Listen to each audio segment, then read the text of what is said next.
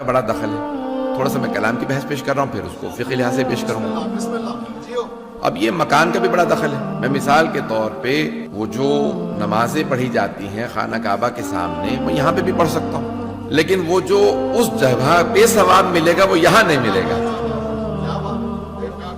بات پہنچ رہی؟ البتہ طواف جو کعبے کا ہے میں یہاں نہیں کر سکتا.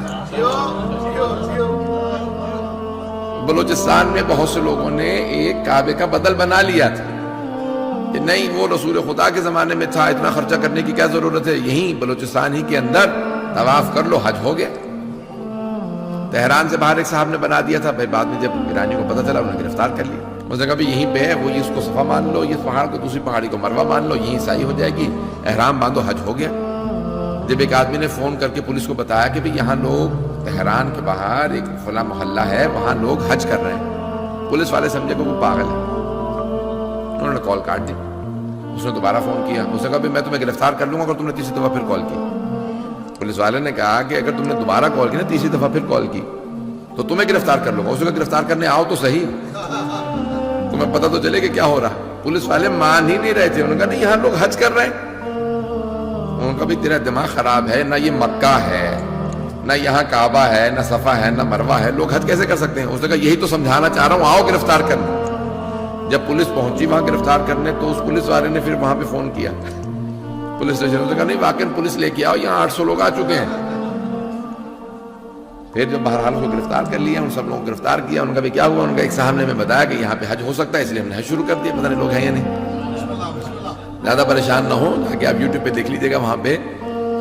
تو جس نے کیا تھا اس کو پھر بہرحال گرفتار کر لیا گیا. کبھی آپ نے کیوں ایسا اعلان کیا؟ لوگوں نے کہا، اس نے کہا میں امیر المؤمنین ہوں. اس سے پوچھا کہ بھی آپ نے کہا تھا؟ انہوں نے کہا نہیں میں نے نہیں کہا، لوگ مجھے امیر المؤمنین کہتے تھے. پتہ نہیں لوگ ہیں یا نہیں ہیں. تو کہا بھئی تم لوگوں کو بتاتے ہو کہ تم آیت اللہ برجردی کے پوتے ہو؟ اس نے کہا نہیں، کیونکہ میں بھی برجرد کا رہنے والا ہوں، لوگ سمجھتے ہیں میں ان کا پوتا ہوں. بہرحال پھر بعد میں سارے ویڈیو کلپس نکالے. تو عزیزان گرامی میں یہ تفصیل میں نہیں جانا چاہتا تھا، یہ تو آپ کو میں بحث پیش کر رہا ہوں کہ زمان اور مکان کا بڑا دخل ہے. زمان، ٹائم اینڈ پلیس، بڑا اہمیت ہے. فلسفے میں بھی پوری بحث ہے، میں نے کلام کی تھوڑی سی بحث پیش کی ہے. تو عزیزان گرامی اب میں مثال کے طور پہ یہی اعمال شب قدر کے، شب قدر میں کروں، گھر میں کروں تو اور ثواب ہے، مسجد میں کروں تو اور ثواب ہے، حرم سید الشہداء میں کروں اور ثواب ہے.